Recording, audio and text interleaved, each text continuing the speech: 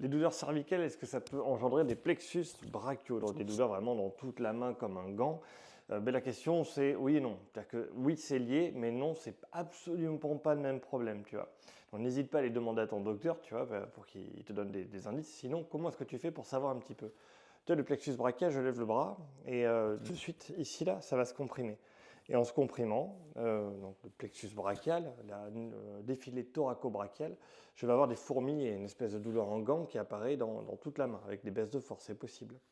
Donc tu vas me dire, c'est quoi l'astuce? L'astuce, elle est simple, c'est qu'au niveau thoracique, ici, pour une raison ou une autre, tu t'es enroulé sur l'avant et tu es ici. Et donc dans ta vie de tous les jours, tu contractes en permanence ton pectoral quand tu fais tes trucs. Et voilà comment on fait pour avoir un défilé thoraco-brachial.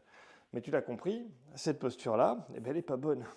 Donc sur le coup, j'ai aussi une cervicalgie, tu vois. Je peux aussi avoir des névralgies cervico-brachiales. Donc c'est quoi la différence entre névralgie cervico-brachiale et cervicalgie? Très bonne question. Cervicalgie, j'ai mal au cervical. C'est les muscles qui sont tendus, qui sont contractés.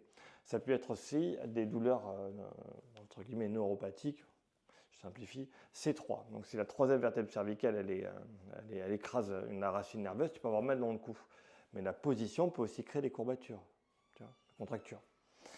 Et après, si tu es penché en avant serré ici, le petit pectoral, entre autres, coracobrachial aussi, c'est les muscles qu'il y a là, ici en profondeur, ils peuvent écraser ton plexus, j'arrive plus à parler, écraser ton plexus brachial, et ça ne va pas du tout. Donc cette position permet à la fois de relâcher les muscles de la nuque, c'est devant, tu vois, ça va devant qui va retenir, c'est les vertèbres qui vont s'empiler. Et pareil, ici, tu vois, là je suis là, je bloque mes épaules, quand je me mets là, que je relâche, mes épaules se relâchent.